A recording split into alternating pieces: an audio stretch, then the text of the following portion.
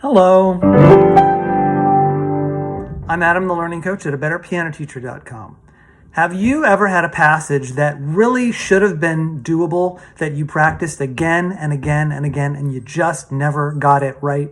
You always trip over it every single time, and you just don't know why? I have an explanation for you, and it came out of a situation I'm working on with some music right now. Let's take a look. This is a passage in some music that I'm working on, and it's particularly challenging. Because it's challenging to read, it's not that hard to play. But I've already discussed that in a previous video, so here's something a little new about it. I have noticed that when something is hard to read and you don't play it exactly as written, you never manage to get it exactly right. Let me explain. This melody up here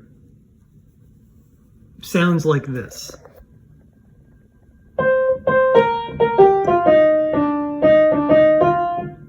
Now, all this time I've been looking at it, I've been kind of crossed, my eyes have been kind of crossed by it, and I've been playing it like this.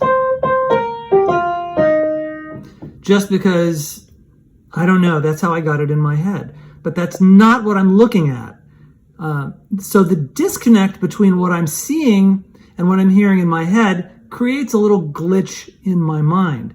And so I continue to have trouble with this entire spot no matter how many times I practice it. Yes, I could simplify that passage. Yes, I could play it the way I want to. But the point is that if I'm going to do that, I have to make a conscious effort. I have to write in what I'm actually going to play. I can't play one thing and look at the other.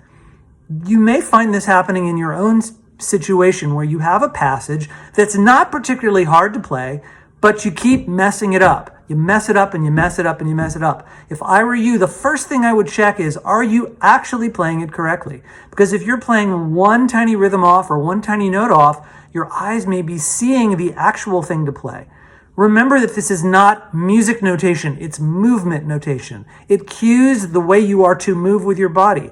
And after you get good at reading, your eyes make your body want to move a certain way.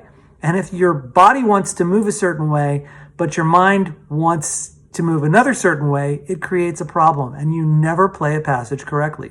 You may actually be able to play it correctly slowly or at home, but when push comes to shove, if you're looking at that music in the spur of the moment, you're going to trip on it.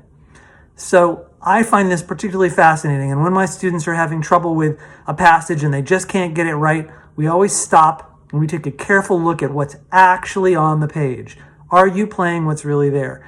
If you want to change it, fine, change it, but make marks in your score so that you've got new movement notation going on, so that you're playing what you see, because the dissonance is going to trip you up.